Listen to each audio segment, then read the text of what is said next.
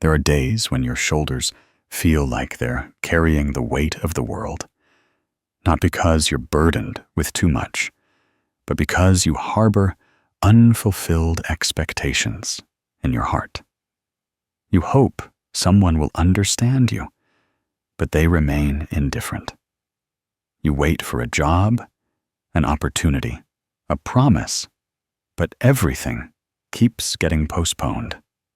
In the hurried current of life, we sometimes find ourselves adrift, standing at a crossroads where every path seems to lead to disappointment.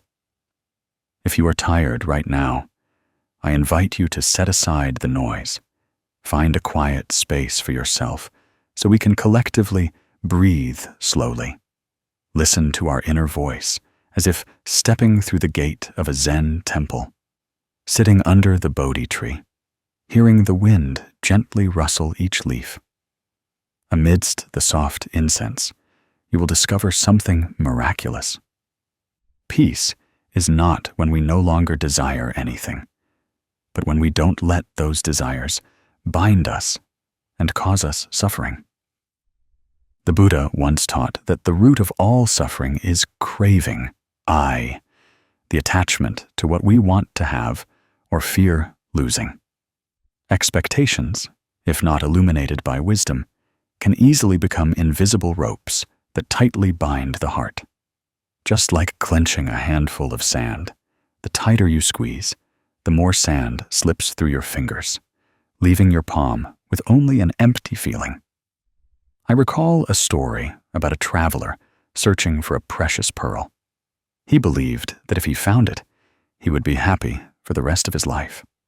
For many years, he crossed deserts, climbed high mountains, and trudged through deep forests.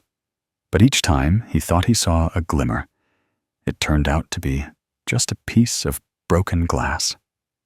One day, exhausted, he rested by a stream.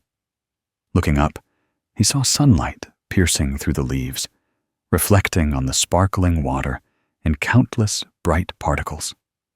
He suddenly realized how many beautiful moments he had missed over the years, simply because he was relentlessly chasing something far away. His expectations remained unfulfilled, but his heart had ceased its longing because he found a different kind of peace, the peace of acceptance and presence. If you, too, are on a journey to find happiness, try stopping for a moment. When we stop, we can truly hear the birds singing. Somewhere among the leaves, we see the dewdrop still clinging to a petal this morning. We notice the gaze of someone who has quietly been by our side, whom we haven't had a chance to thank. Letting go of expectations doesn't mean giving up on dreams, but learning not to let them become a shadow that obscures the light of the present. Perhaps deep down, each of us has had very clear visions of how our lives should unfold. We hope the one we love will reciprocate our feelings. We hope our partner will always understand. We hope our children will grow up as we wish. We hope our colleagues and superiors will acknowledge and praise us. We don't call these things coercion. Instead, we often use a word that sounds softer: expectation. But if we look deeper, expectation is a subtle form of control. We want events, people, and this entire world to revolve around our wishes so we can feel safe, so we can be satisfied. Try to imagine yourself standing by a clear stream, watching golden leaves float idly on the water. That water naturally flows freely through winding rocks along the mountainside. But if you try to place stones to block the water's flow, the stream will change course, lose its naturalness, and sometimes even stagnate into a murky puddle. Expectation is like wanting to change the natural course of things so they align with our desires. When the current of life doesn't flow in the direction we've mapped out, our minds immediately ripple with unease. The Buddha once taught in the Four Noble Truths that the root cause of suffering is craving, tam-I, the desire and attachment to what we want. Expectation is a specific form of attachment because it's not just wanting to have something, but wanting it to be exactly this way. In the Dhammapada, he once said that nothing causes the mind more disturbance than unfulfilled desires. When we expect someone to become a model we've envisioned, we are inadvertently casting a veil over them, preventing us from seeing their true selves. And when they don't play the role we've assigned, disappointment creeps in, silently cracking the relationship. A Buddhist teaching recalled a gentle, hard-working woman who was completely devoted to her family. She only hoped her husband would be a protector, understand her, and share all her joys and sorrows. She wished he could give up habits she considered undesirable to become the ideal man she envisioned. At first, she thought it was out of love, wanting what was best for him. But the more she wished, the more exhausted she felt, because he remained himself, with his inherent strengths and weaknesses. She gradually realized she had fallen in love with an image of her own creation, rather than the real person in front of her. When recounting it, she smiled gently, saying that in those years, she had made things difficult for herself simply by holding too tightly to a dream called expectation. That story reminded me of a Zen anecdote. A disciple came to a Zen master, complaining that he couldn't concentrate on meditation because of the birdsong outside. The Zen master smiled and asked, "Does the birdsong disturb you? Or do you disturb the birdsong?" The disciple suddenly understood. Obviously, the bird was just singing its song, and it was only his mind that wanted everything to be quiet according to his wishes. And that very wanting was the cause of his distress.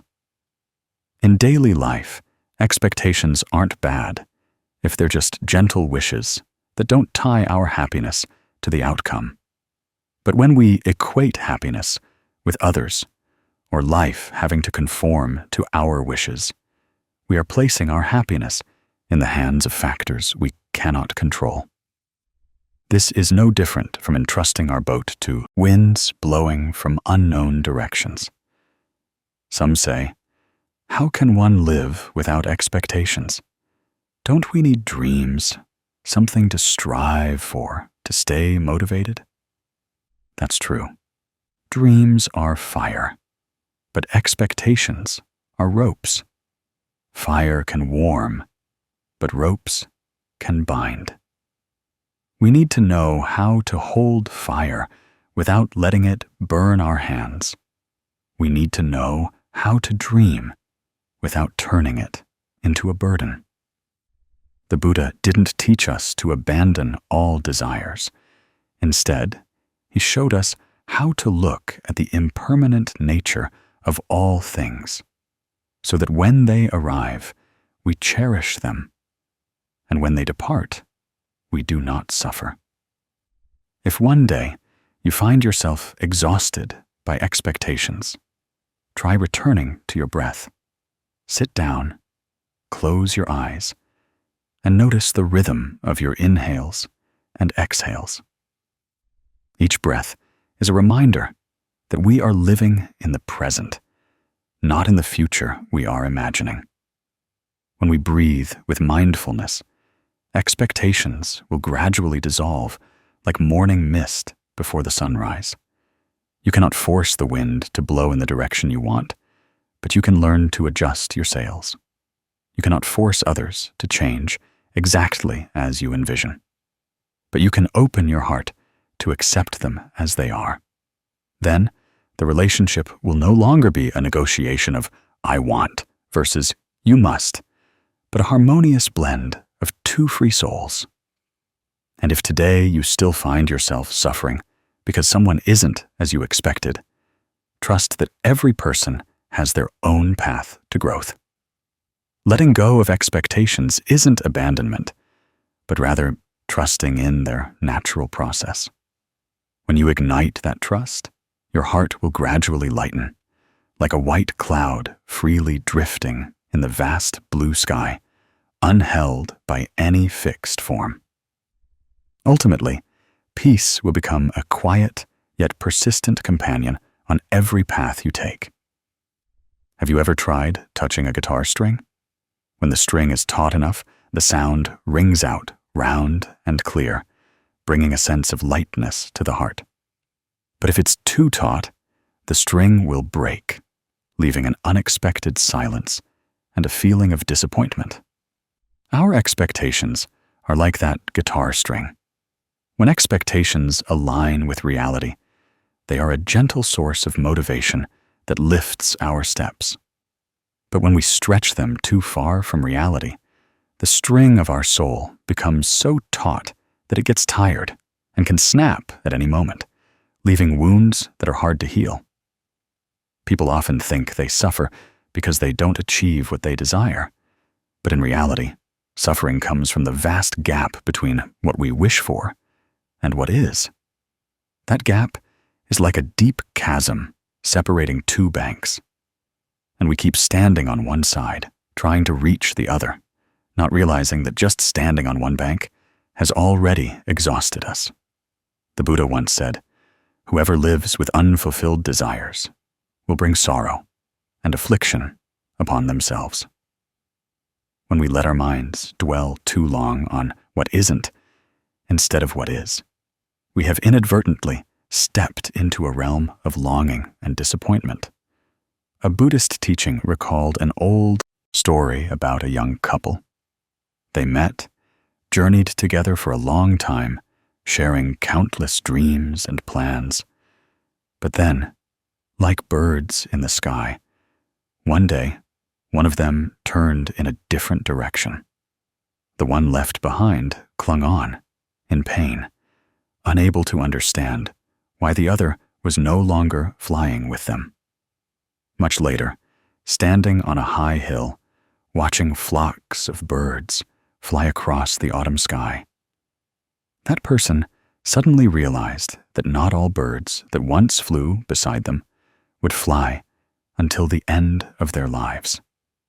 Some birds only accompany us for a stretch, then separate to follow their own paths. And instead of resenting or holding on, we can learn to wish them well on their new journey. And also trust that our own path will continue to open up new skies. The gap between reality and expectation can be as small as a strand of hair, yet also as vast as an ocean. What exhausts us is not the gap itself, but how we perceive and deal with it. Some accept reality as it is, gradually adjusting their expectations to align more closely with it, and they find their hearts lighter. Others become even more disappointed when reality doesn't change, and they raise their expectations even higher, as if thinking that the more they demand, reality will have to yield. But reality inherently has no obligation to please anyone. Just as the sky cannot always remain sunny simply because someone dislikes rain. The Buddha used many images to illustrate the suffering that arises when the mind clings to what is not real. One such image is of a thirsty person mistakenly drinking salt water. The more they drink, the thirstier they become.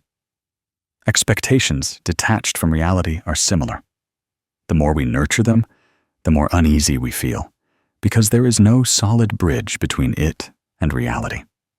To lessen suffering, we need to learn to build bridges, or step back, so that gap is no longer a deep chasm, but merely a small path. Once, during a Dharma talk, I heard a teacher recount his youth. When he first became a monk, he set many standards for himself. He had to chant sutras completely every day, meditate for a sufficient number of hours, and memorize a certain number of scriptures. These expectations stemmed from diligence, but they were set too high and didn't account for actual physical strength. So he often felt disappointed when he couldn't achieve them.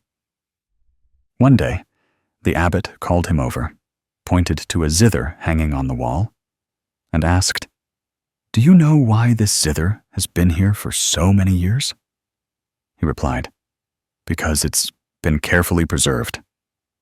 The abbot shook his head and smiled, because the musician knows how to keep the strings taut enough, not too loose for the sound to be off-key, and not too tight for the strings to break.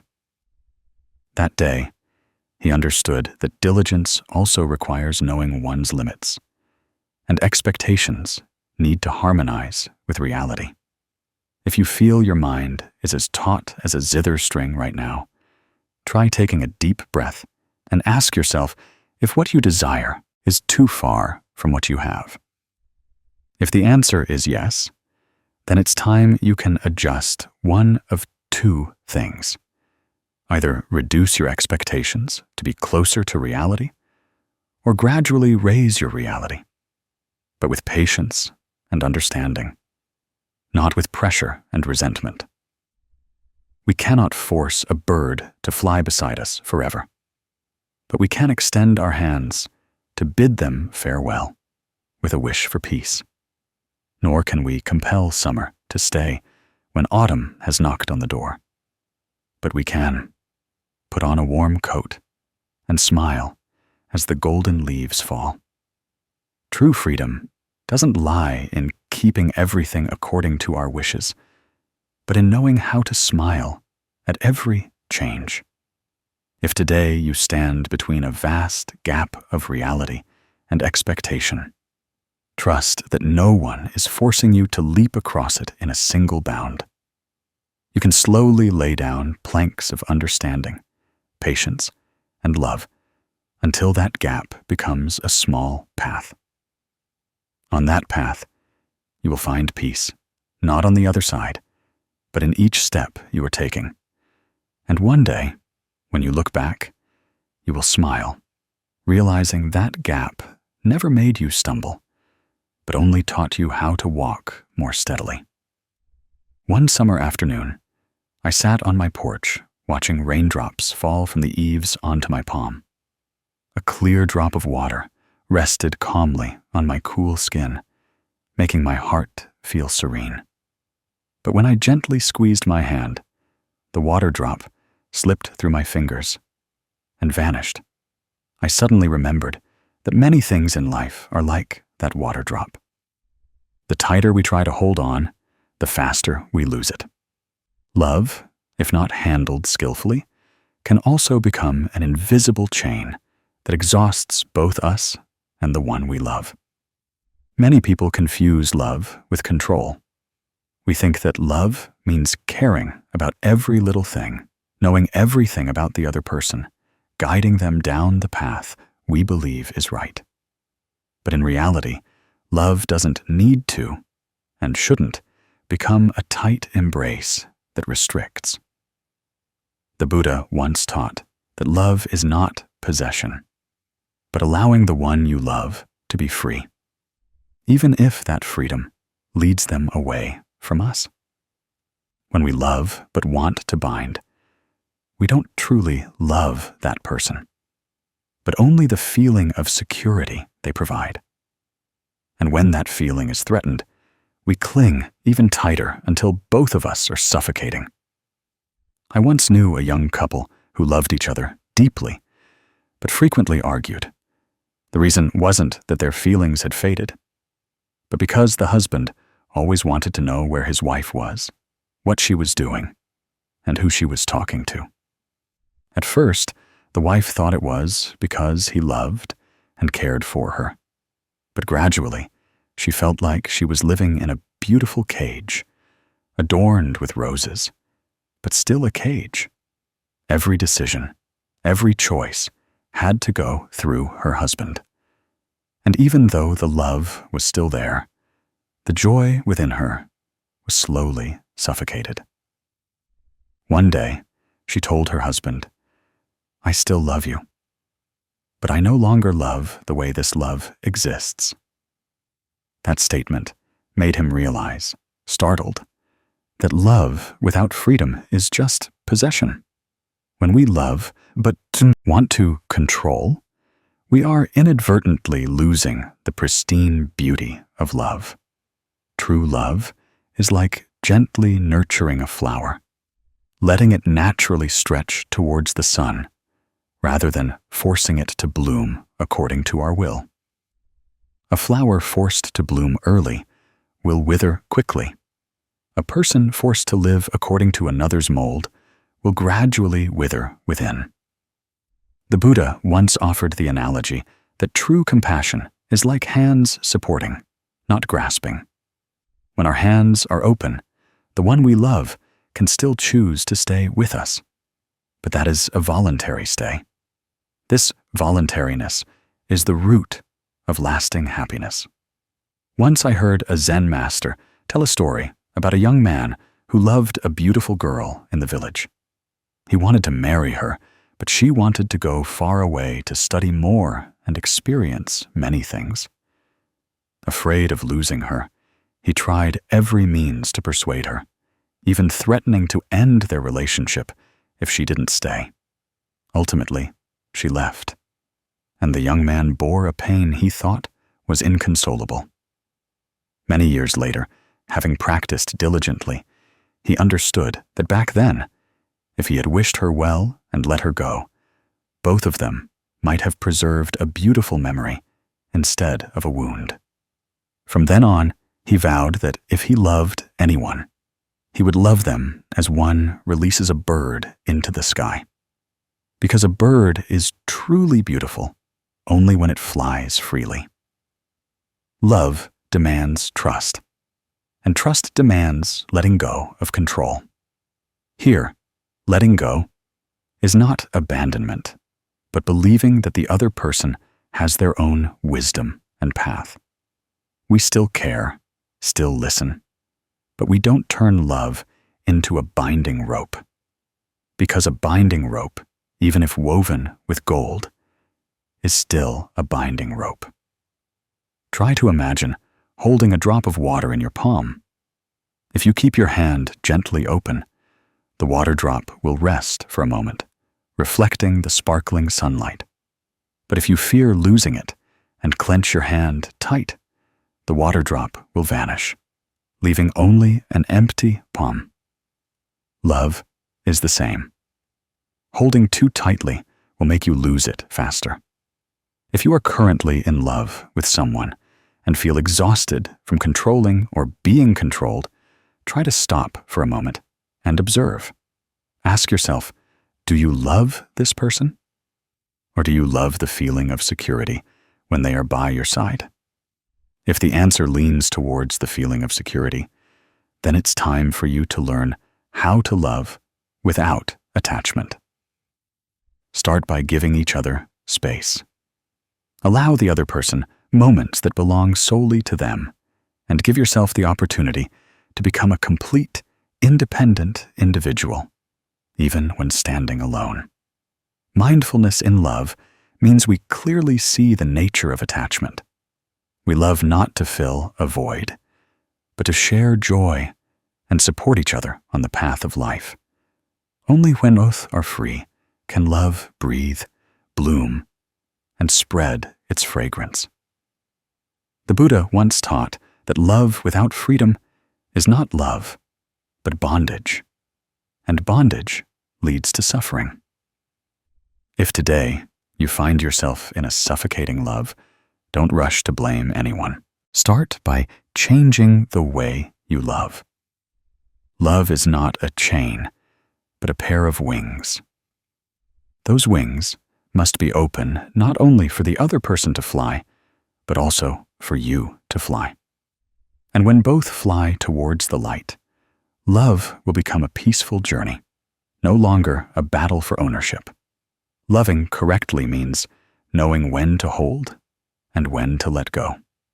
It's the art of both cherishing and allowing the one you love to be themselves. Like a drop of water still in an open hand, like a flower blooming in the sun, when not forced, like a bird soaring freely when the sky is wide open. One day, you will realize that loving correctly is the most beautiful gift we can give each other. And once you know how to love without turning it into a chain, you will find yourself and the one you love free, happy, and serenely continuing on life's path. There are days when we love someone and silently hope they will treat us exactly as we envision. We hope they remember every anniversary, hope they understand things we haven't expressed. We hope they know when we're sad and when we need a hug. Yet, these expectations often become an invisible burden that exhausts both us and the other person. Because when we love, if we only love with emotion and forget to love with wisdom, we turn affection into a list of things the other person must do, instead of letting it flow naturally, like a stream. I once met a woman who seemed calm on the outside, but harbored much disappointment within. She recounted that for 10 years of marriage, she always tried her best to take care of her husband and children, managing every meal, every piece of clothing. She thought her devotion would be reciprocated with romance and attention, just like in movies. But her husband, being a quiet person and awkward at expressing affection, couldn't fulfill those expectations. Each time he forgot an important occasion, her heart tightened. And so, the invisible distance between them grew. She said, "He doesn't love me like he used to." But upon reflection, she realized he had never stopped loving her. He just loved her in his own way. And it was her own expectations that made their love heavy. The Buddha once taught that suffering doesn't come from how things happen, but from our desire for them to happen differently. When we set a mold for love and expect the other person to fit that mold, we have forgotten the free nature of affection. Letting go of expectations doesn't mean stopping love or abandoning the desire for happiness. It means knowing how to open your heart to receive the other person exactly as they are, instead of forcing them to become the version we want. A Buddhist teaching recalled a story about a famous Zen master. One day, a student came, hoping to learn the Dharma. When tea was poured into the cup, the Zen master didn't stop when the cup was full, but continued pouring, letting the tea overflow onto the table. The student was confused. "Teacher, the cup is full. Why are you still pouring?" The Zen master smiled. "Your mind is like this teacup. It's full of concepts, prejudices, and expectations. If you don't let go of some of them, how can you receive anything new?" In love, it's the same. If our hearts are full of rigid ideas about how the other person should love us, we'll have no room to recognize the other. Sometimes, very subtle ways, they're silently offering their love. I also once experienced a relationship where both people loved each other, but couldn't be happy. The simple reason was that we loved in two different languages. I longed for sweet words, while they chose to show love through quiet actions. When I was sick, he cooked porridge, bought medicine, and quietly sat by my side. But I was waiting for him to say, "I love you," to feel at ease. And he, when I bought him a small gift, wished that instead of buying gifts, I would rest after a hard day's work. We both loved, but expectations made that love exhausting. It was only much later, after we had parted, that I understood. If only I had been willing to let go of my own rigid ideas back then, we might have stayed together longer. Letting go of expectations in love is a form of wisdom. It helps us see clearly that true affection doesn't demand the other person to act out a script we've already written. It opens up space for both to breathe and be themselves. When we let go of expectations, we still love, but we no longer place our happiness on someone else's shoulders. Happiness then comes from within, from our gratitude for each moment we have together, even if those moments aren't as perfect as we wished. A friend of mine once said something profound. "I love my wife the way I watch a sunset. I don't expect it to last forever, or be brilliant exactly as I wish. I just quietly enjoy it while it's there." That statement encapsulates the spirit of letting go of expectations. A sunset is beautiful, not because it tries to please the viewer, but because it is itself, complete and natural. People in love are the same. They just need to be fully present, without having to play a role to suit anyone's wishes. Letting go of expectations doesn't mean abandoning responsibility or being indifferent. It's simply letting go of coercion and accepting that love, like life, always has spaces beyond our control. When we understand this, we will stop being angry about a late reply to a message. We will stop feeling hurt by a gift that isn't to our liking. Instead, we will notice the small but precious things the other person does every day and appreciate them. If today you feel your heart is full of expectations, try breathing deeply and imagining your heart as a teacup. Each time you let go of a coercive desire, you are pouring out some tea to make room for something new and genuine to flow in. Love then becomes lighter, like a garden, not bound to bloom in a certain season or with specific colors, but simply sprouting and flowering at its own pace. Remember, love is not a competition to see who fulfills whose desires more, but a journey where two people learn to love and be free together. When you let go of expectations, you not only free the other person, but also free yourself from the cycle of disappointment and hurt. And when both are free, love will grow on its own, enduring and gentle. Perhaps that is precisely the wisdom the Buddha wanted us to practice: to love without binding, to care without demanding, and to keep enough space in our hearts for both ourselves and our loved ones to breathe. Then, no matter how life's path changes, love will remain a nurturing energy, not a heavy burden to bear. There are times when we find ourselves inexplicably upset simply because someone doesn't act exactly as we wish. We are sad because they don't call when we're waiting. We're disappointed because they don't guess the worries in our hearts.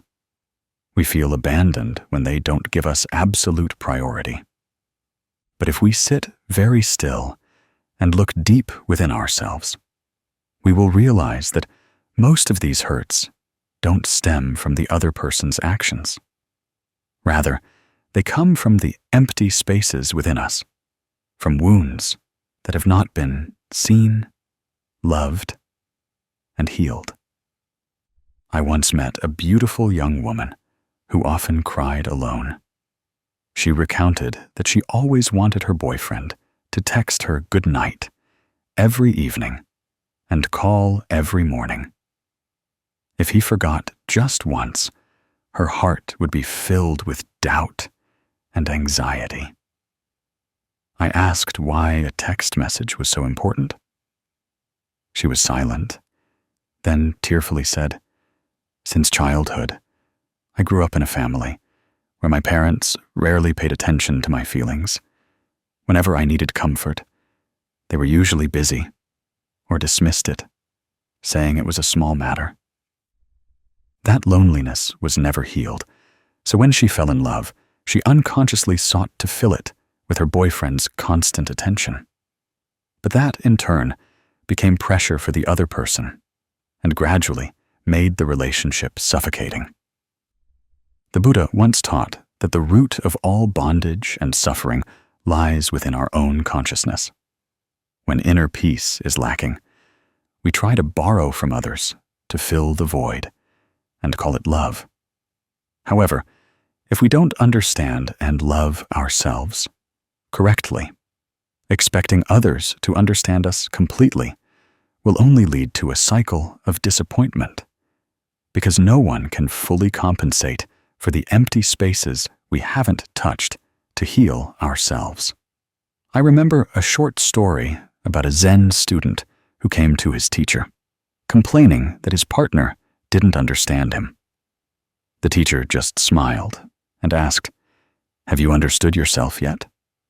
The student, confused, said he knew exactly what he wanted. The teacher shook his head. "Knowing what you want isn't enough. You must know why you want it. Only when you truly understand the root of your desires will you stop using them to bind others." That answer was like a bell, reminding us that most of our demands on others stem from some deficiency within ourselves. Imagine your soul as a garden. If that garden is dry, without shade and fruit, we will hope someone brings water, brings seeds. But if they don't come or come late, we will resent and suffer. Conversely, if we know how to care for our own garden, how to water it, and plant flowers ourselves, then when someone comes, we will be happy. But if they don't come, we will still be at peace. Understanding oneself is like tending that garden, so that we are whole within before receiving or waiting for anything from others. An older friend once told me that she had spent nearly half her life to realize that loving oneself is not selfish, but the foundation for loving others in a healthy way. She recounted that in her youth, she always thought sacrificing for her family was enough, but the more she wandered, the emptier her heart felt, because inside her was still a little girl who had never been truly heard. Only when she learned meditation and spent time with herself did she realize that she had used caring for others as a way to solicit love for herself. And when she learned to embrace herself, she no longer waited for her husband or children to do it correctly to feel happy. We often forget that even those who love us most can only understand a part of who we are. They have their own world, their own perspective, and their own limitations. Demanding that they understand every corner of our soul is unrealistic. Only we are our lifelong companions. Only we can fully perceive the changes within our minds. And that is why understanding oneself is a gift both for us and for those we love. If today you find yourself wishing someone would do something to prove they understand you, pause for a moment and ask yourself, do I truly need that? Or am I trying to fill an empty space in my heart? The answer might lead you back to yourself, to realize that you are longing for love from a forgotten part of yourself. When you realize this, don't rush to blame yourself for being weak. Be gentle, as if embracing a child, telling it, "It's okay, I'm here with you." Practicing self-understanding is not a one-time task, but a lifelong journey. Each time we get angry at someone because they don't understand us, see it as an opportunity to turn inward and examine ourselves. Like a lake, if its surface is murky, we cannot see the bottom. But when the water settles, the lake bed appears. The soul is the same. Only when it settles can we clearly see what is truly happening within. Some people spend their entire lives searching for someone who understands them, as if it were destiny. But perhaps the greatest destiny is the encounter between ourselves and our own being. When we truly understand and love ourselves, all relationships become lighter, because we no longer demand that the other person play the role of savior for the wounds we carry. Start with small things. Take time to sit with a cup of morning tea just to listen to your breath and feel your body. Ask yourself what you want today, what you need, and listen to the answer without judgment. Practice speaking words of love to yourself, just as you would to others. Gradually, you will find yourself less hurt when others don't act as you wish, because within you, there is already a stable, independent source of love. The Buddha once taught that the greatest victory is over oneself, and understanding and loving oneself is the way to achieve that victory. When we are whole within, the love we give will be a gift, not a burden. The recipient will feel light, and we ourselves will feel happy. So, before hoping someone understands you, turn inward and become your own soulmate. Let your heart be heard, touched, and embraced. Then, heavy expectations will gradually dissolve, making way for acceptance and freedom. And then you will realize that when you understand yourself, the world also becomes much gentler. One autumn afternoon, I sat by the window, watching golden leaves gently fall onto the yard. Each leaf detached, the branch not clinging, not rushing. They swirled in the wind, quietly touched the ground, and then lay still, as if their entire life had been to fulfill that moment. I suddenly thought, if humans could also let go as gently as leaves, perhaps our hearts would be spared much turmoil.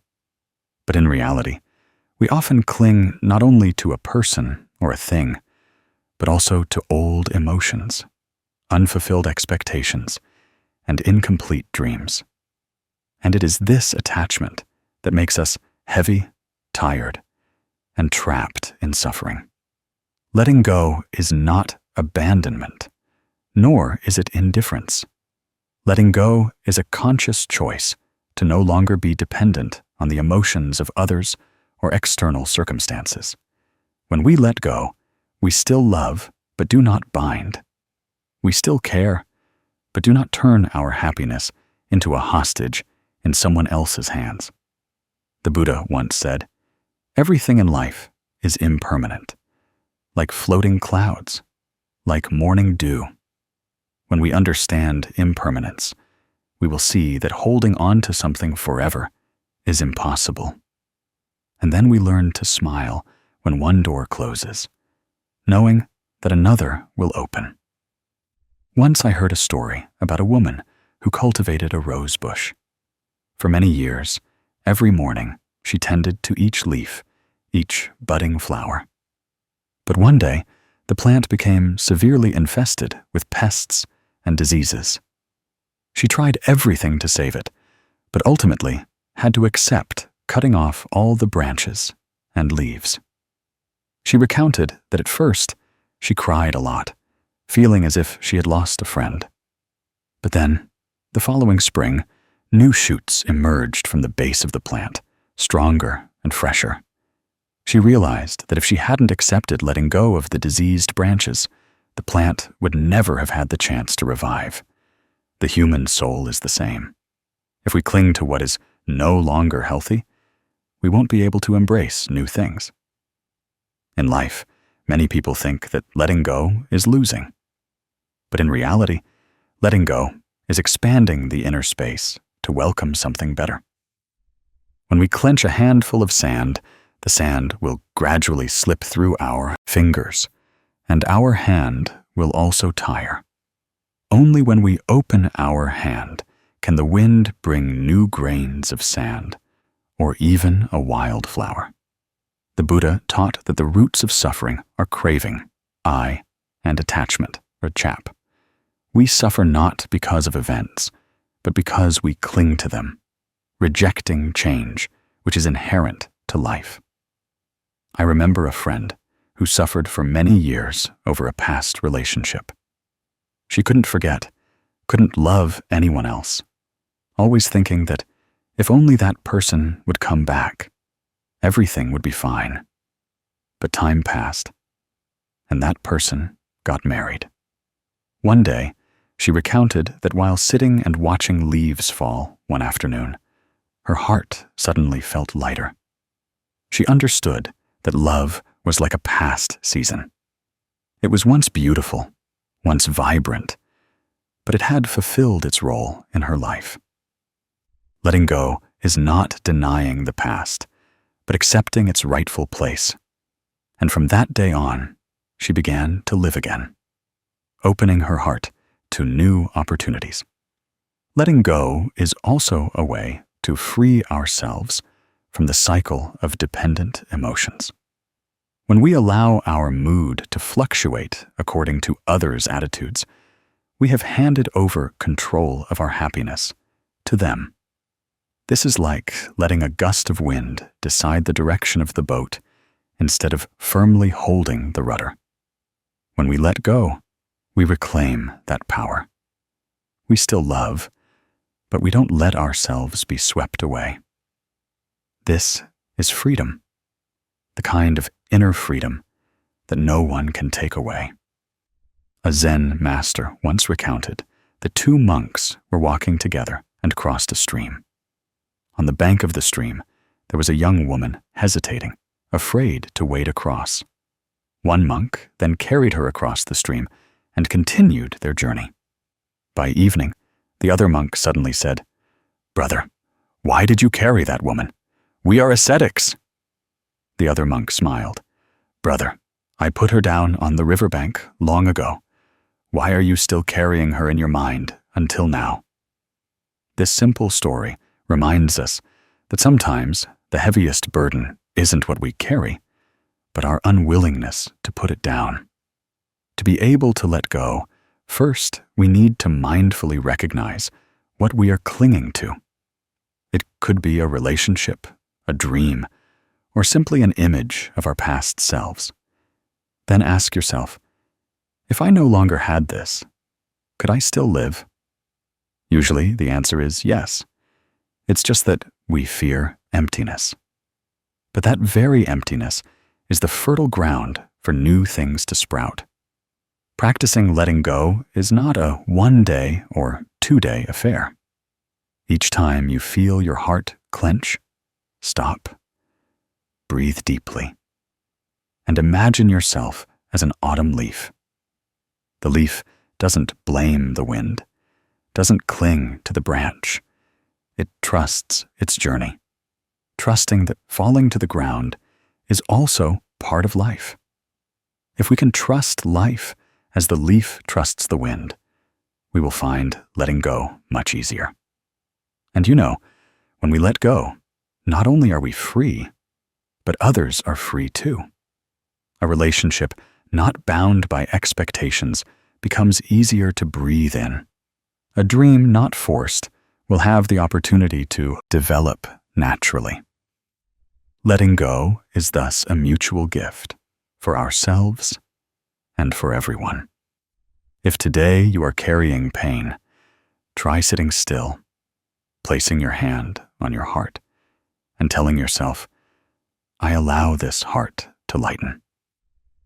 Believe that everything comes for a reason, and everything leaves for a reason.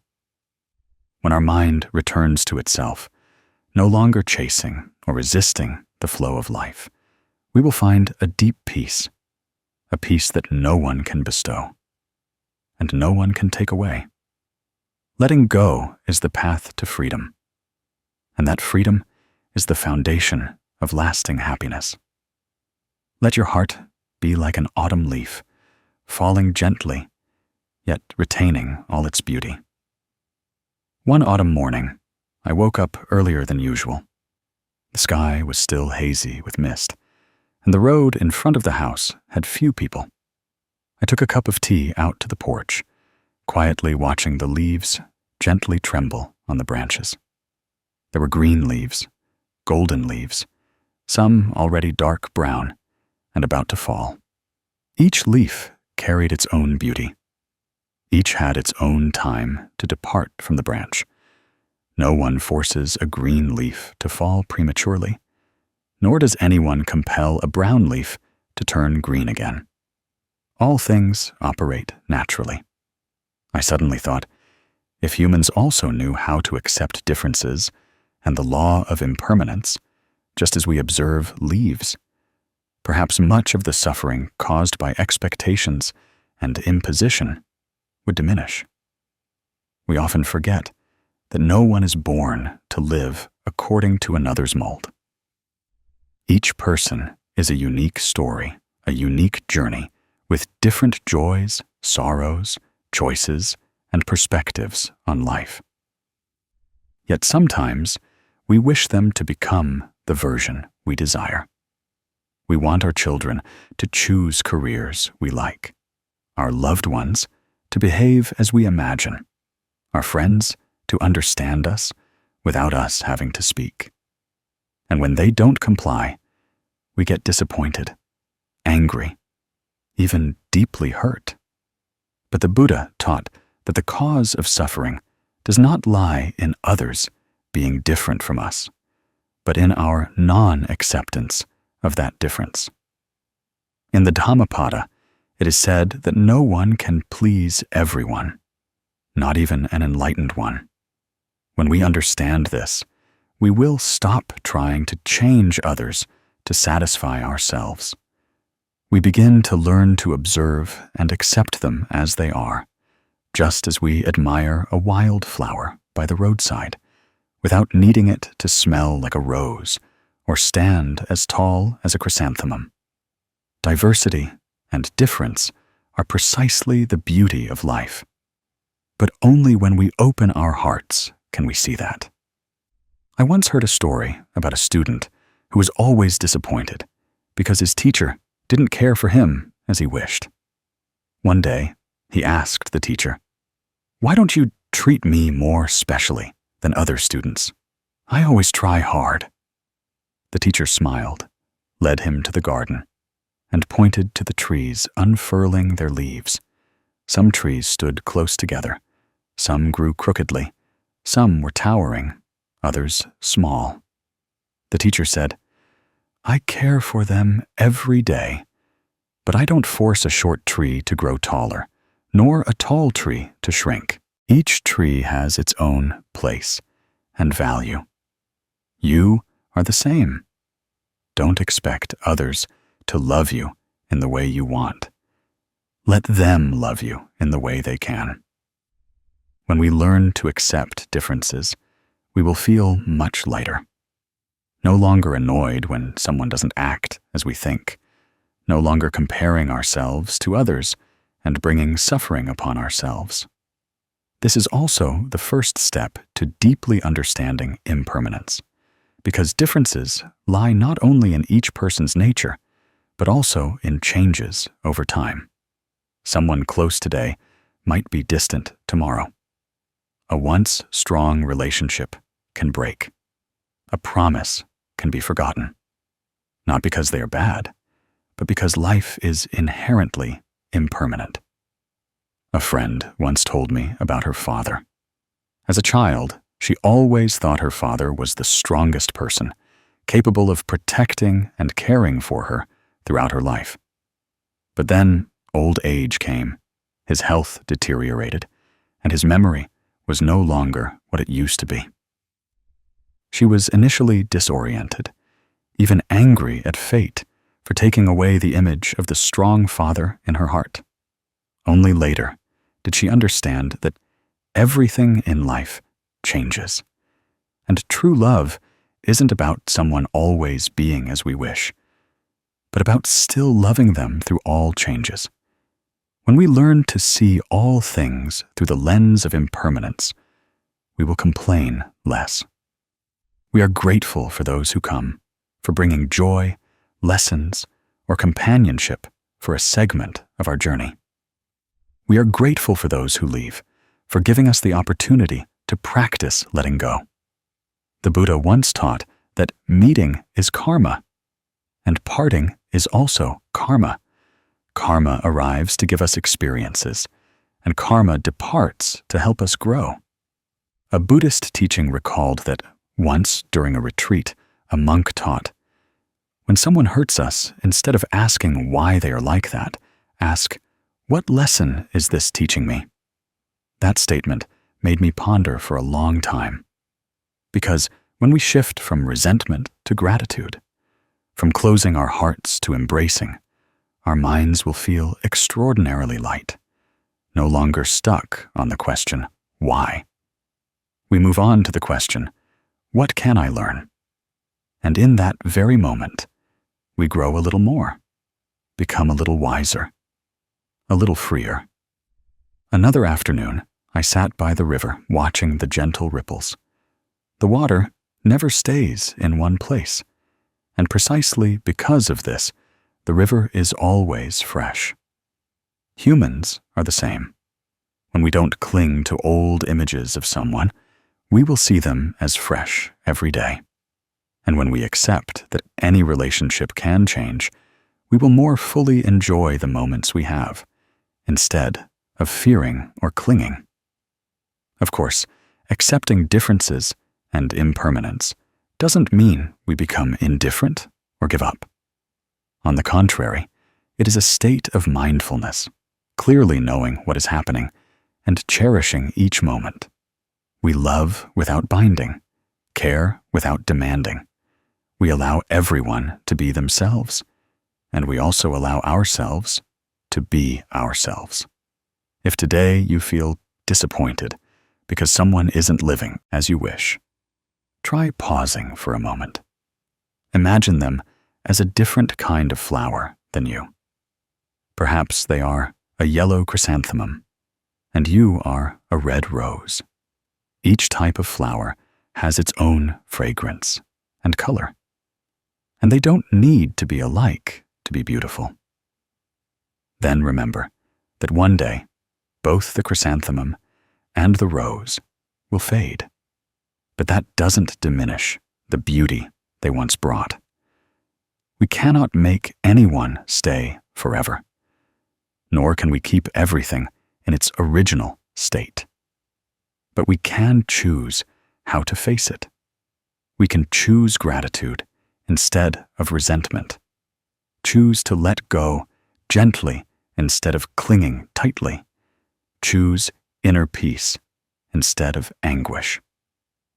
That is the power of mindfulness and wisdom that the Buddha wished to bestow upon each of us. And when you deeply understand this, you will realize a truth. No one truly leaves you. They simply complete their role in your story. They come to write a chapter, then quietly depart, making way for a new chapter. If we keep clinging to a closed chapter, we will miss out on subsequent chapters that might be more beautiful. Let your heart be as open as the sky, welcoming both white and dark clouds, because you know that all clouds will eventually pass. Let your soul be like the surface of a river, knowing how to receive all waves, but not holding on to them forever.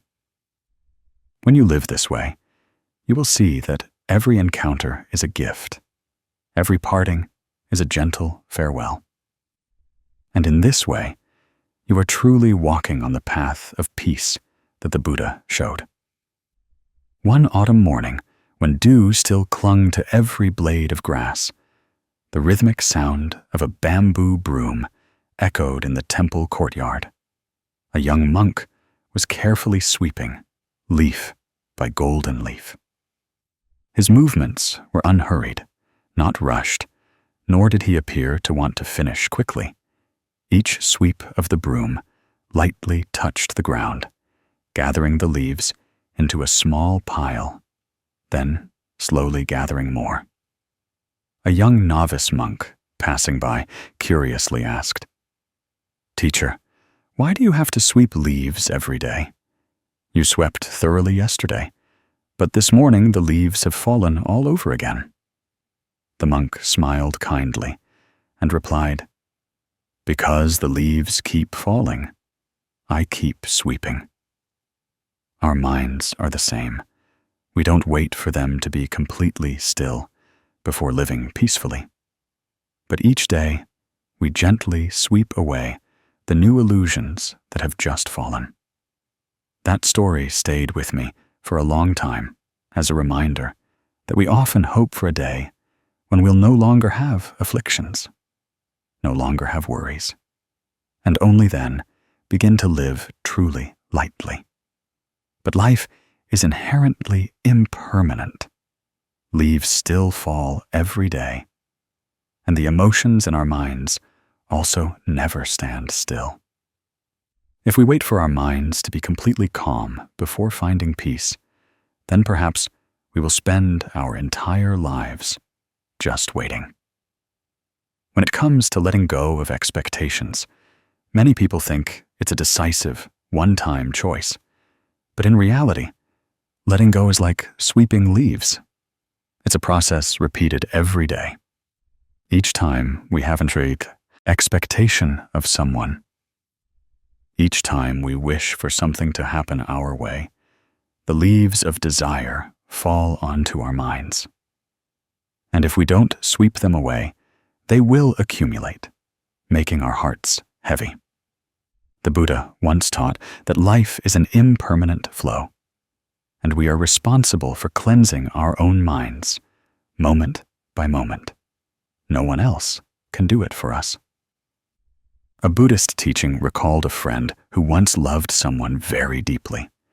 She placed all her trust, hope, and dreams in that person. She believed that if only that person loved her back in the right way, her life would be peaceful. But then, one day, he left, and she sat silently, as if all joy had departed with him. Many months later, when I saw her again, she was arranging flowers in a small glass vase, her face gentle. She said, "Back then, every day I would sit and count, wondering when my pain would end. Later, I understood that pain is like falling leaves. If you don't sweep them, they will cover your path." So every morning, she learned to gradually sweep away old thoughts to make room for new light to enter. Letting go of expectations doesn't mean we become indifferent or emotionless towards life. On the contrary, it's when we live more mindfully in each moment, knowing that happiness doesn't lie entirely in someone else's hands. When we let go, we are no longer dragged along by the emotions of others. If they are happy, we smile with them. If they are sad, we still retain the light within our hearts. Just like an autumn leaf, when it detaches from the branch, it doesn't regret or beg, but falls gently and beautifully. That very letting go is true freedom. The Buddha taught that when the mind is still, all things are at peace. But a still mind is not because life suddenly has no more storms, but because we have learned to sweep leaves every day. Sweeping here means letting go of the illusions, expectations, and resentments that have just arisen. Not letting them take deep root, not letting them become high mountains that block the sunlight. Every morning, instead of just sweeping your yard, try sweeping the yard of your mind. Look at the desires accumulating and gently ask, is this truly necessary to hold on to? If the answer is no, smile and let it go, as you would release a leaf into the wind. One afternoon, I sat by the lake, watching an old man release paper boats onto the water. On each boat, he wrote a worry, then met with a gentle breeze. and the boats drifted, creating ripples on the lake's surface. He told me, "I do this every day, because every day there are new things that need to be let go of." I suddenly realized that letting go is not a one-time event, but a continuous practice, like tending to plants and flowers. If you are carrying disappointment, a wound, or an unfulfilled expectation, try sitting down and imagining your mind as a temple courtyard full of leaves. Don't panic because of the vast number of leaves. Just calmly sweep them one by one, day after day. One day you will realize that you feel peaceful, not because the yard is completely clean, but because your hand has become accustomed to the rhythm of sweeping. And your heart has grown used to the lightness of each act of letting go. Like that young monk, we don't wait for the wind to stop to sweep leaves, nor do we wait for life to be still, to live peacefully. Peace is the result of living fully in the present, not being pulled back to the past, nor pushed into the future. Each time we sweep the leaves of the mind, we are planting another seed of peace in the soil of our hearts. And then one day, when the wind changes direction, when leaves fall again, we will smile, knowing we already have the broom in hand. So if today you feel your heart is heavy, remember that you don't need to wait until there are no more leaves to sweep the yard, nor do you need to wait until there is no more sadness to start living joyfully. You can start right now with the broom of mindful breathing, with the hands of awareness, and with a heart ready to let go of the golden leaves of expectation. Because only then will you truly be free.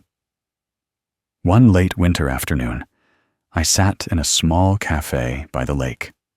The water surface was still, with only a few ripples as schools of fish surfaced from the bottom of the lake, then dove back down. Outside the window pane, bare branches cast shadows against the pale gray sky. A few late golden leaves still clung, trembling in the wind. I unintentionally overheard a conversation between two friends at the next table.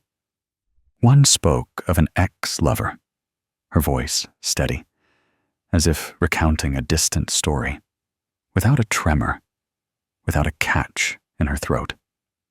The other asked, surprised, "You really don't feel any pain anymore?" She smiled. "No, because now I look back and see it was just a path I traveled. I'm grateful, but I no longer want to hold on." That answer made me think for a long time. Perhaps that is one of the clearest signs that someone has truly let go. Letting go is not erasing memories, nor is it pretending to be strong. Letting go is when you recall old stories without a tear welling up. Letting go is when the mind is no longer bound by what once happened, whether joyful or sad. Many people think that when we let go, we must forget everything, sever all ties to the past. But the Buddha taught that memory is a part of being human, and memories don't need to be erased. What's important is that those memories no longer have the power to control our present. If one day you can sit under the sunset, recounting someone who once made you cry, but at that moment, your heart is calm like an autumn lake, that is letting go. A Buddhist teaching recalled a neighbor who, in her youth, fell deeply in love, but they couldn't be together. When I asked her if she had regrets, she just smiled and said, "Of course." But regretting doesn't mean wanting to go back. Now, remembering it, she feels like she's rewatching a beautiful movie in which she once played a character. That's enough. Her answer was as light as the wind, without any lingering traces of anger or resentment. The second sign of letting go is accepting undesirable things without resentment. Life inherently never operates entirely according to our wishes.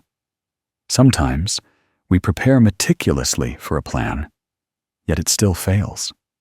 Sometimes the person we trust most chooses to leave. When we haven't let go, every unwelcome event is like an arrow piercing our heart, causing us pain, discomfort, and blame. But when we have let go, we can look at everything with different eyes, seeing that it is just a part of the cycle of impermanence. The Buddha taught, "What comes will come, what goes will go." If there is no clinging, no resistance, the mind will be at peace. Acceptance doesn't mean surrender, but understanding that some things don't belong to us, and that isn't a loss, but a return. I recall a Zen story about a monk and a student. That day, the two teachers and students walked through a village. It was raining heavily, and a young woman stood by the road, her clothes soaked, afraid to wade through the muddy puddle. The monk immediately carried her to the other side of the road and continued walking. Many hours later, the student finally asked, "Teacher, how could you do that? We are ascetics. We should not have close contact with women." The monk replied, "I put the girl down on the other side of the road long ago. Why are you still carrying her in your mind, even now? When you can accept something, you will no longer carry it with you forever." And the final sign of letting go is knowing how to smile when a door closes. In life, everyone experiences losing opportunities. A dream job, a relationship, a plan. When we are still attached, each closed door feels like a knife cutting into our hearts. But when we let go, we can stand there and softly smile, knowing that this door closes so another door can open. Once I got lost in an old town. I intended to go into a small cafe to escape the rain, but the door was closed tight. At that moment, I was a bit annoyed. But having no other choice, I continued walking. And just a few steps later, I found a warm tea shop, fragrant with homemade flowers, with gentle music and warm yellow light. If that door hadn't closed, I wouldn't have found this place. Life is the same. When something leaves, it creates space for something else to arrive. Truly, letting go is not an end, but the beginning of a new state of being. You will know you have let go when your heart no longer constricts each time old stories are mentioned, when you can calmly accept unwelcome things without resentment, and when you have enough trust in life to smile before closed doors. So how does one reach that state? The answer lies in the daily practice of mindfulness. When recalling the past, don't run away, nor wallow in it. Look at it as you would a cloud passing by. Be grateful it once came, and let it go. When facing something undesirable, breathe deeply and ask, "What lesson is this teaching me?"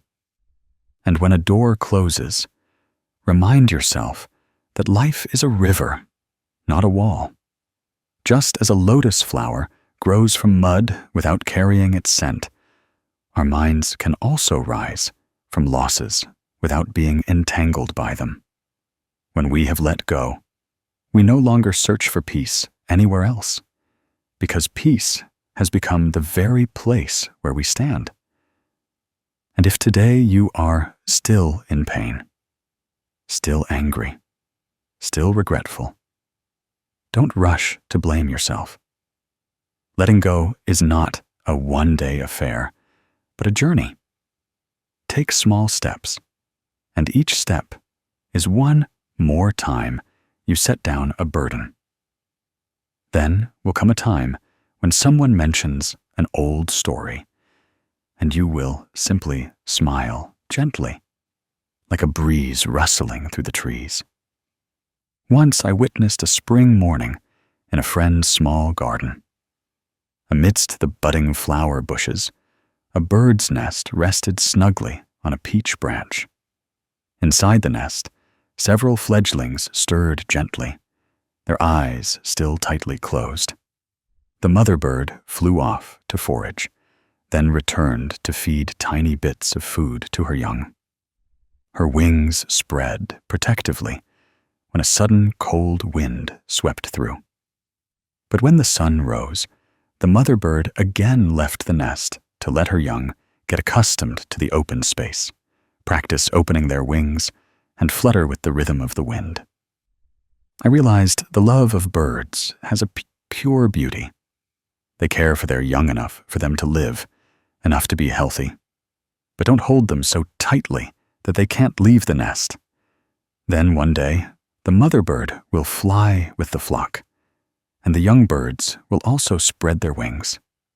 In the vast sky, no one owes anyone, no one binds anyone.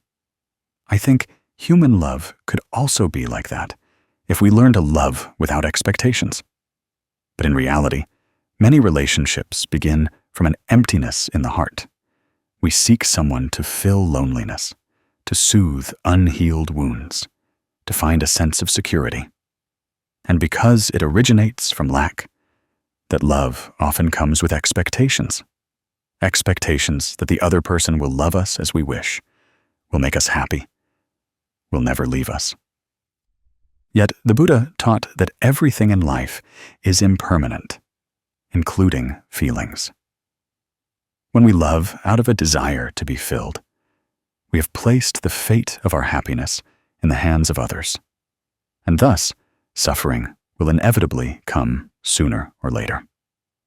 I once heard a story about a woman who loved a man so much that if he didn't text, her heart would flutter with unease. If he wasn't by her side, she felt as if she had lost a part of herself. When he was tired and wanted personal space, she saw it as coldness. Every gesture, every word from him became a measure of her sense of security. One day, that love became a pressure, and eventually he chose to leave. She cried night after night, wondering why she loved him so much, but couldn't keep him. The answer lay precisely here. She loved to be compensated, but he couldn't be the one to compensate her forever. The Buddha once said, "The one who knows contentment is the richest." In love, it is the same.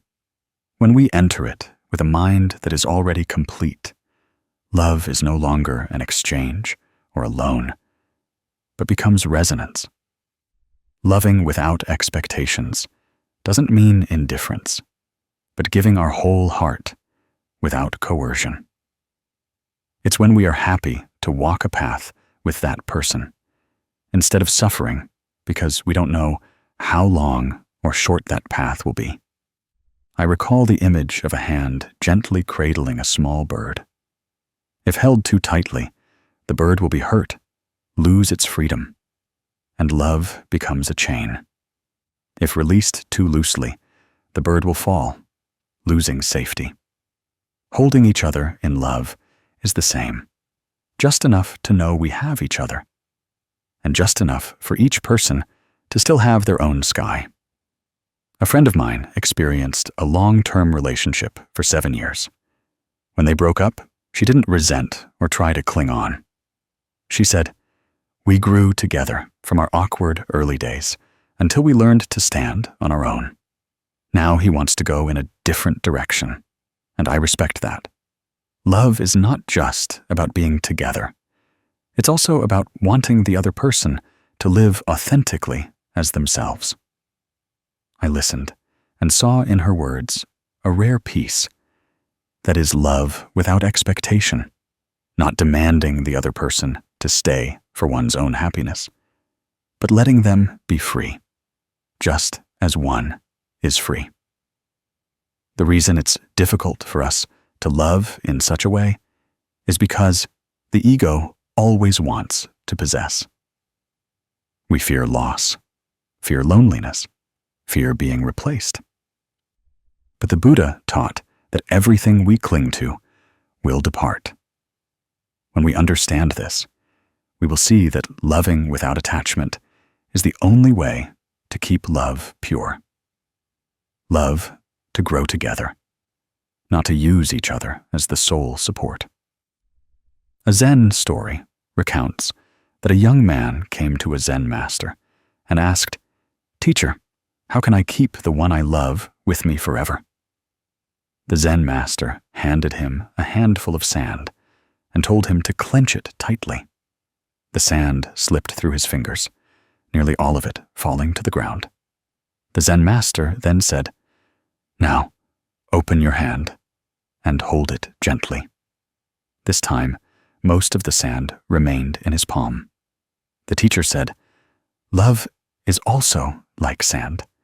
The tighter you try to grasp it, the easier it slips away. Only by knowing how to hold it just enough can you stay together for a long time." So how does one practice loving without expectations? First, we need to return to nurturing ourselves.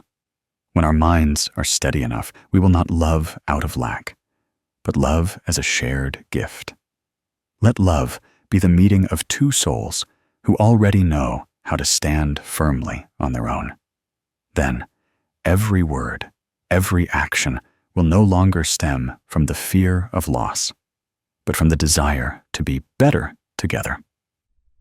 Next, learn to listen and understand.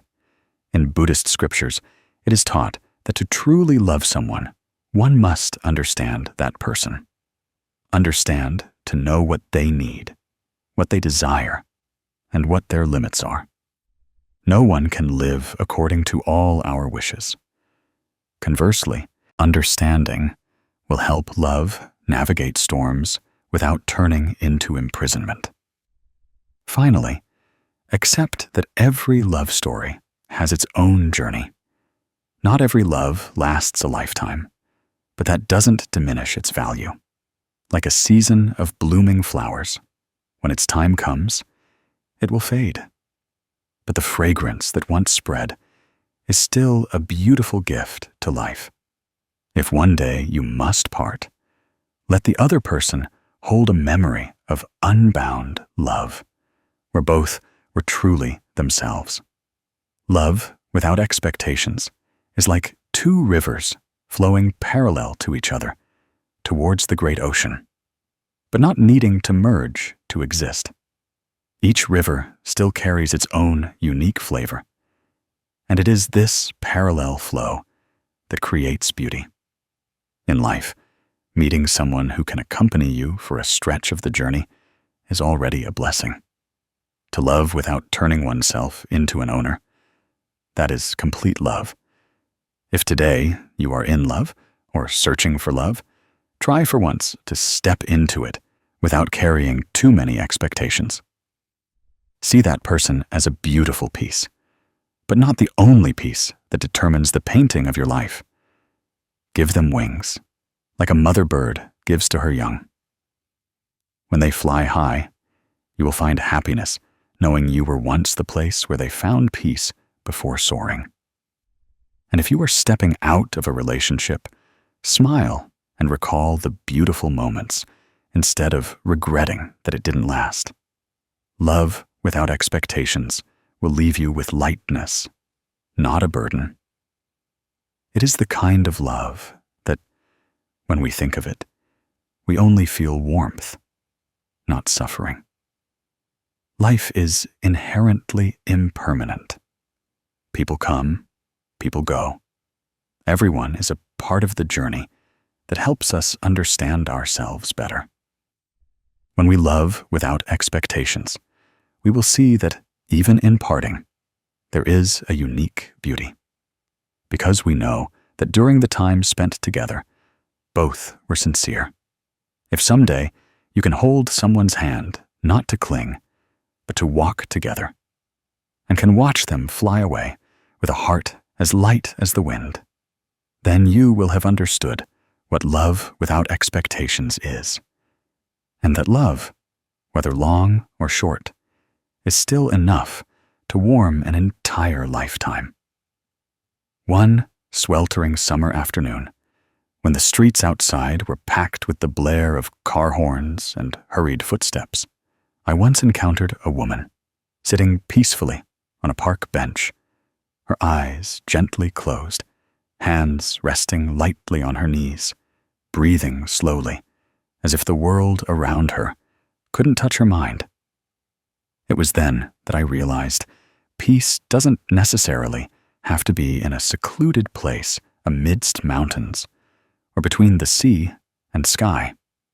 True peace is when our mind is no longer carried away by sounds, glances, or gossip, but remains tranquil like a calm lake surface, even when strong winds and big waves are all around.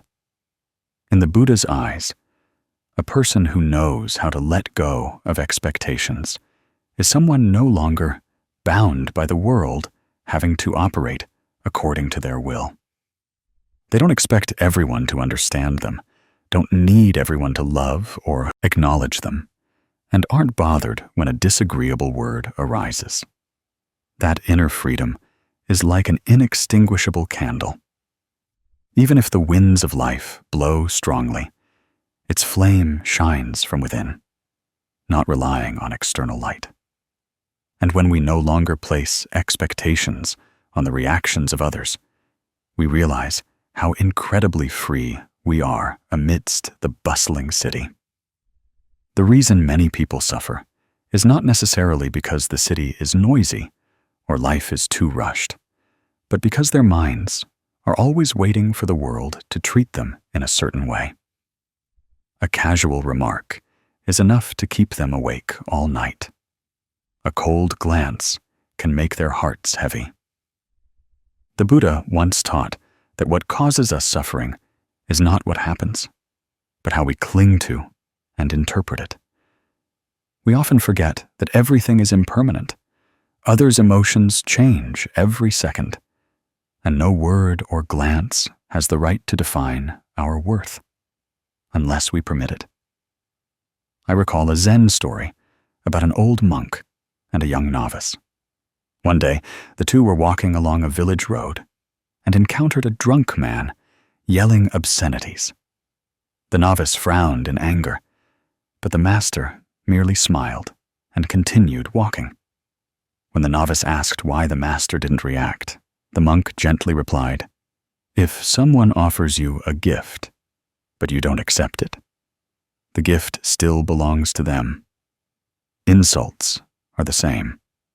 If your mind doesn't accept them, they will remain with the speaker." That answer was like a cool breeze on a summer afternoon, reminding me that true freedom is knowing what to allow into our minds amidst everyday life. Keeping the mind calm doesn't mean closing off one's heart or avoiding everything. On the contrary, it's the art of being present without letting the mind be carried away.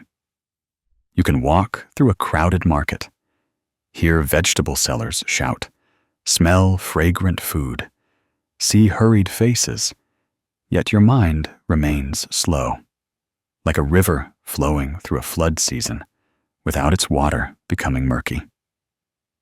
When you know how to let go of the expectation that everything must be to your liking to find peace, you will discover that every moment, whether noisy or silent, can become meditation.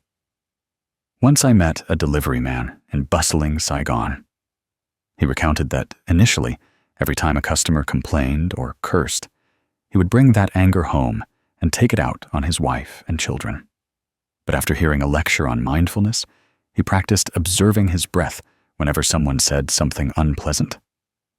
Gradually, he realized those words vanished as quickly as cigarette smoke outside the porch. Not because people became nicer, but because he learned not to give anyone else the power to control his emotions. The solution to achieving inner freedom amidst everyday life is not to flee the city, but to return within.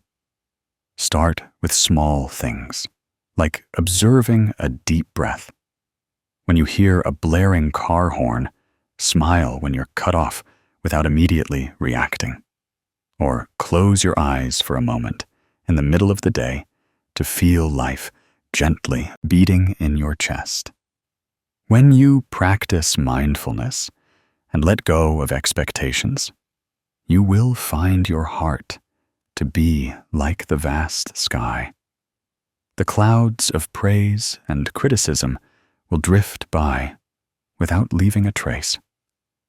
And then, one day, you will realize you can stand in the middle of a bustling intersection, the blare of horns, the shouts of vendors, the hurried footsteps blending into a vibrant symphony, while in your mind there is only stillness, like a lotus blooming in a murky pond. You will smile, not because life has suddenly become more beautiful, but because you have found an unmoving sanctuary right within your own heart.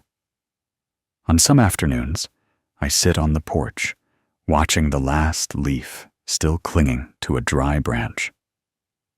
The autumn wind caresses, the fading sun slowly sets, and the leaf gently trembles as if in hesitation. But then, just a gentle breeze is enough for it to leave the branch, swirl a few times in the air, and touch the ground peacefully.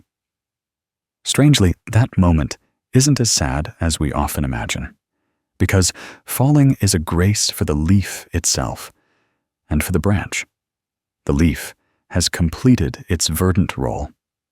In the sunny season, the branch embraced the leaf through many rainy and windy seasons. Now is the time for each to return to where they belong. In love or any relationship, letting go is the same. Letting go isn't necessarily because love has ended, but because that love no longer fits the old framework. Just like a river flowing into the ocean, it doesn't deny the bends or rocky rapids it once traversed, but simply realizes it needs a vaster space to continue flowing. If we keep the water confined to a small pond, it will gradually stagnate, losing its initial freshness. Letting go, therefore, is sometimes a gift. Many people suffer during separation because they mistakenly believe that holding on at all costs is a sign of deep love. But the Buddha taught that all conditioned phenomena are impermanent.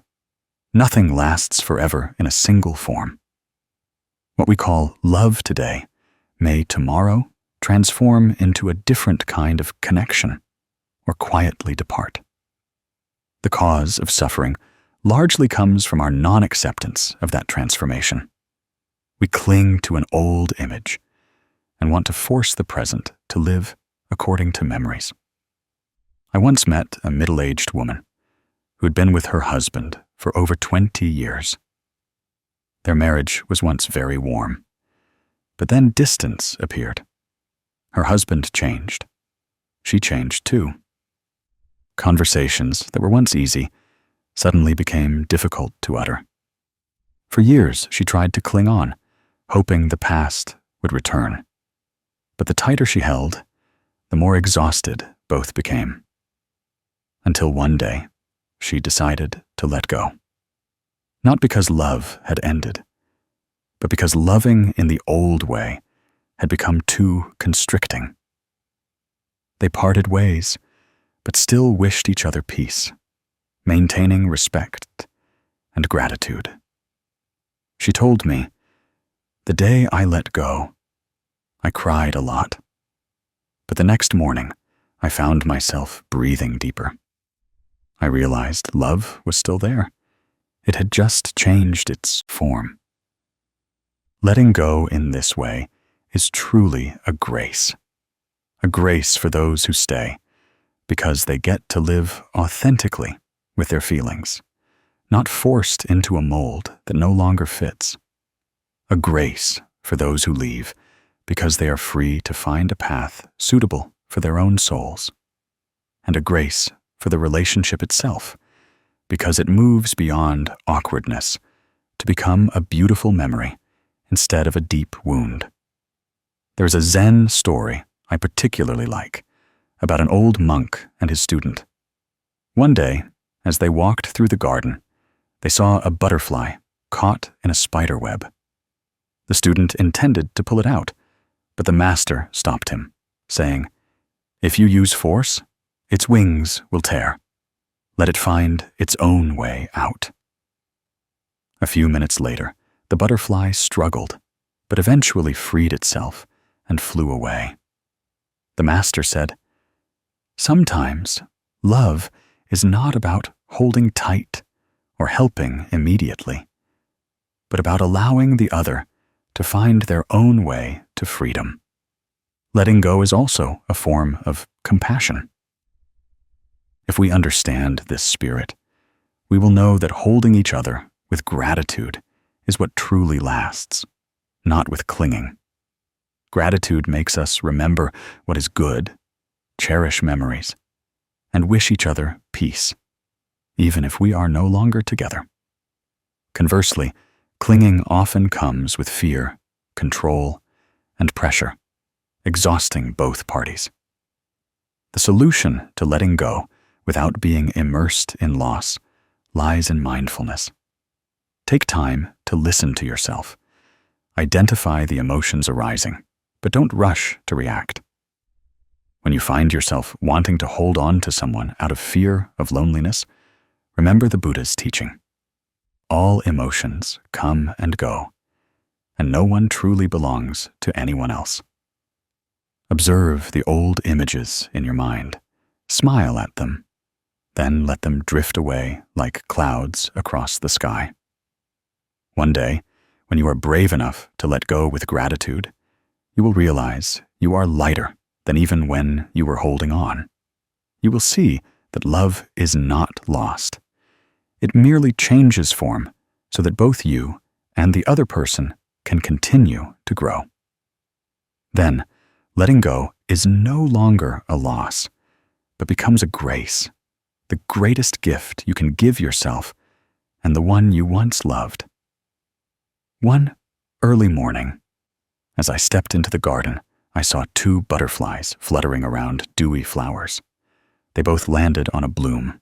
Then, suddenly, one wing gently fluttered and it separated, flying in a different direction. The other butterfly didn't panic and chase after it, but calmly continued to find a new flower.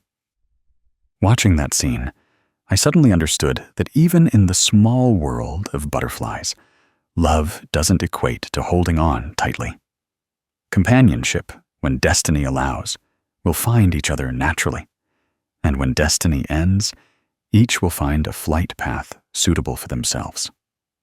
In human life, especially in love, we often unconsciously turn emotions into an invisible competition, seeing who loves more, who sacrifices more, who suffers more if lost.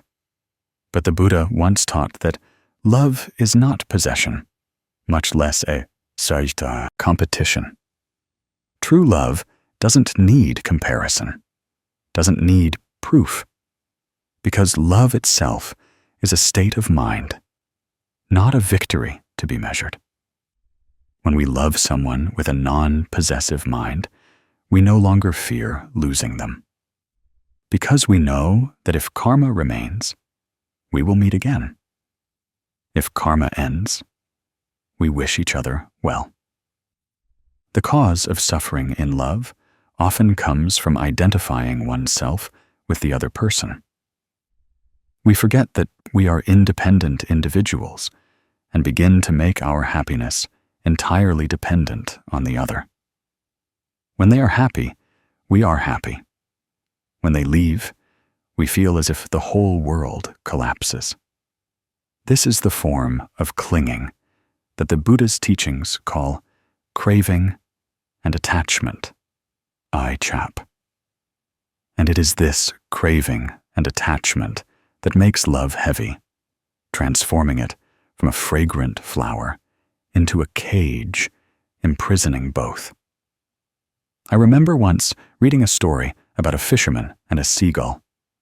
Every day, the bird would fly to his boat, perch quietly on the wooden net, and he would share some fish with it.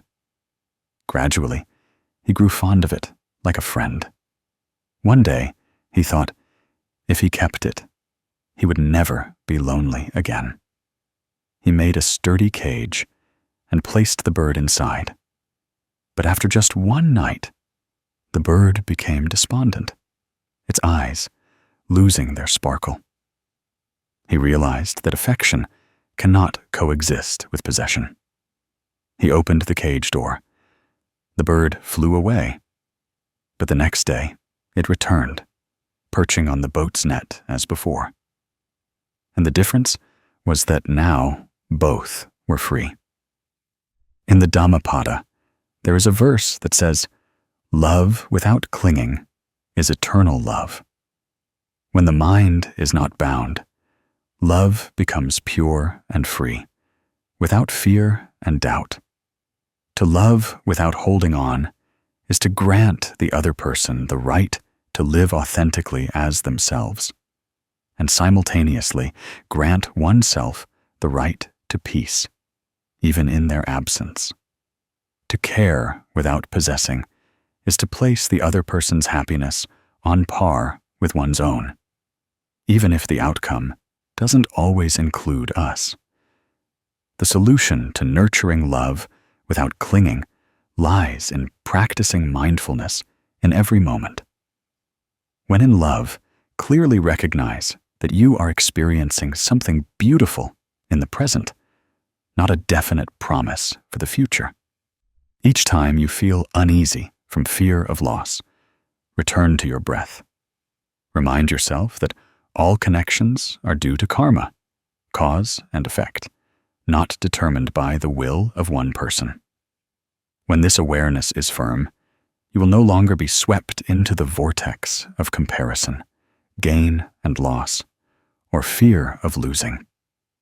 And if one day the connection between two people dissipates like morning mist into the sun, know how to smile and offer blessings. Because when one door closes, both the inner and outer spaces become wider, enough for both to find a new path more suitable for themselves. Blessing the one who leaves is also a way of blessing yourself, because you don't leave seeds of resentment in your heart. When we learn to love without holding on, to care without possessing, love becomes a cool stream nourishing both, without submerging anyone. And even if that stream changes course, we still know that the water continues to flow. Love continues to exist. It's just nourishing a different field. True love is like that. It doesn't demand possession. It only wishes for good things to come to each other. There are days when we step outside, look up at the vast blue sky, and see clouds drifting lightly, as if they've never been clung to. We ask ourselves, is the cloud beautiful because it doesn't know its own beauty? Because it doesn't try to hold a shape or wish to become rain or sunshine? The cloud just drifts freely across the sky, and that very unattachment makes it a gentle gift from the universe. Humans are the same. Only when we stop desiring, stop clinging, do we truly begin to touch profound peace.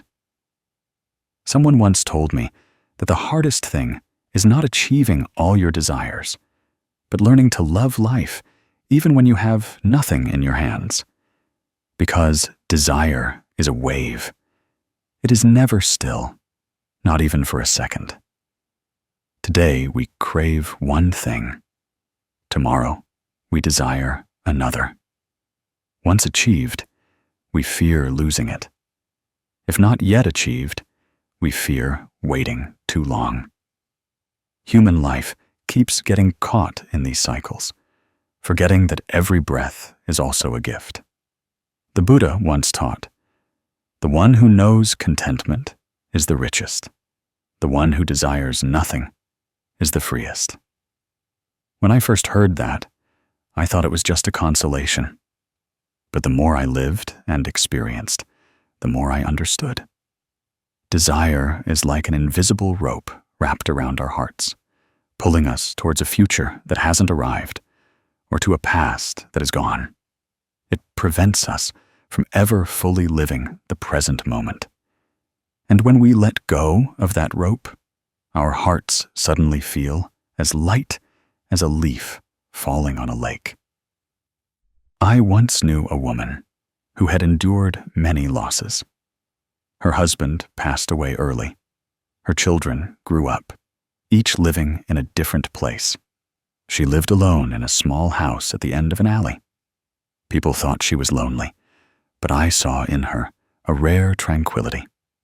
Every morning, she would go to her porch, brew a cup of tea, and sit watching the sunlight filter through the trees. When asked the secret to her peace, she just smiled.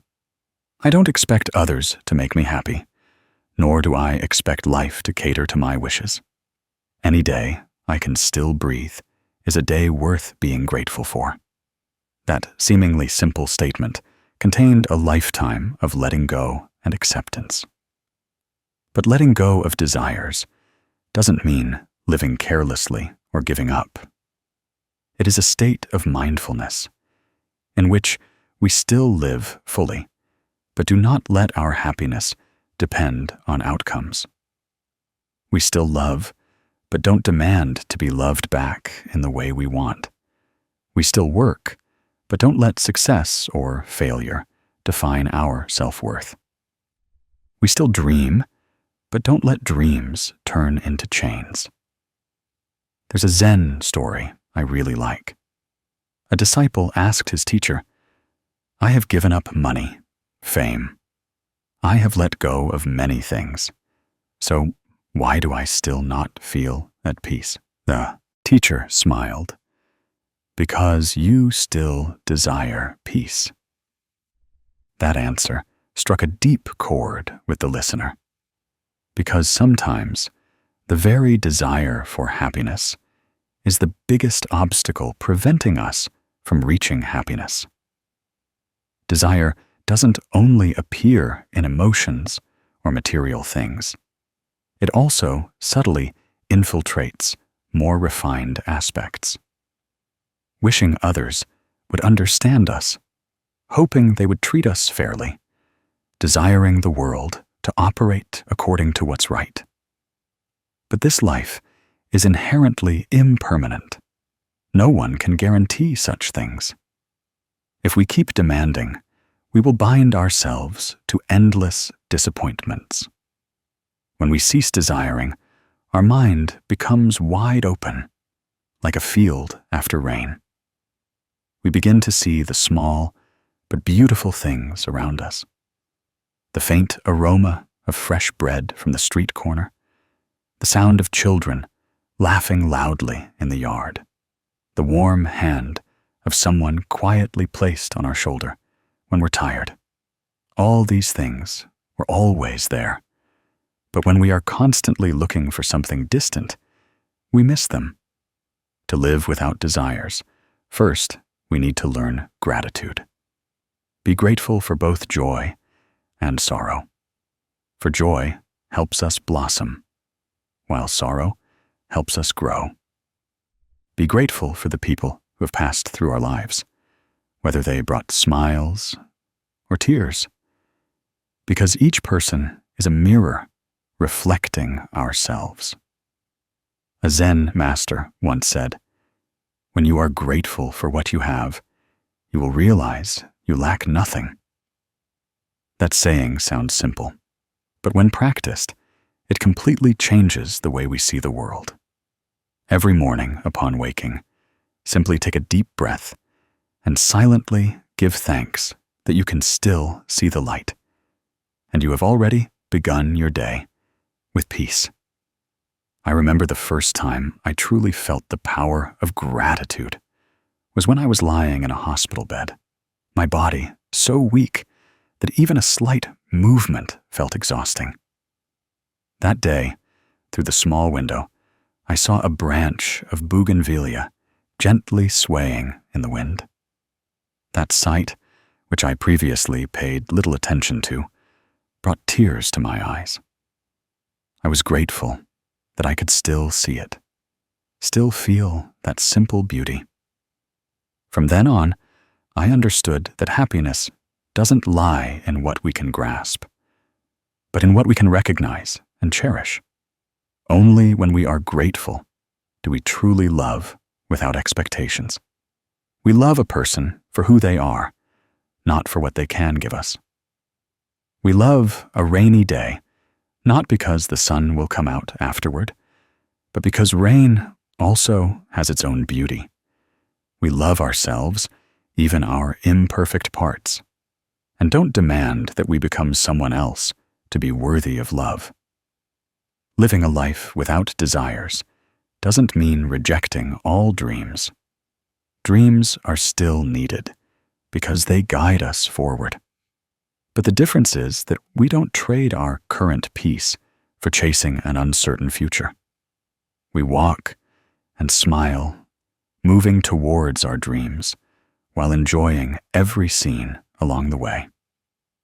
If one day you feel your heart constricted by too many expectations, try going outside, finding a quiet place, taking a deep breath, and silently saying, "I allow myself to be at ease. I don't need everything to happen my way to be peaceful." Just that one sentence, if repeated daily, will be like a cool stream, washing away layers of dust from your mind. And if you are carrying sadness, don't chase it away. See sadness as a temporary visitor, bringing you a lesson about appreciation. Because just as flowers only bloom beautifully after enduring the cold winter, our hearts will also know how to love more deeply after having experienced loss. Finally, Buddhist teachings wish to send you a message. Embrace your heart as you would embrace a child. Don't force it to be strong all the time. Don't compel it to achieve everything to find peace. Let that heart love without expectations, live without demands, and smile whether facing golden sunshine or an afternoon rain. Because when you no longer desire, you will realize that every moment of your life is already a complete gift.